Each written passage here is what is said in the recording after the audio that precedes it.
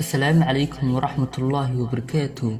تمام ولا لا كحرن كنالك حكم فيديو والسلامتين ملك استدافع عالمك جوجتان maanta waxaynu soo qaadan doonaa 10 kafri guusha kuwaasi oo maanta aynu si dulmar ah u dulmari doono kadibna muuqaalada xiga ee kanaalka aynu mid ugu dul istaagi doono ee ka bogashaha boon.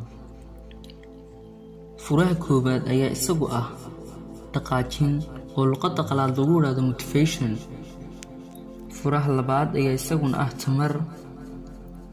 furaha saddexaadna waa xirfad oo luqadda qalaad lagu yiraahdo skills. furaha afraad ayaa isaguna ah ficil oo luqadda qalaad lagu yiraahdo action. furaha shanaad ayaa ah aragtida mustaqbalka. furaha lixaad waa filasho togan oo luqadda qalaad lagu yiraahdo positive attitude.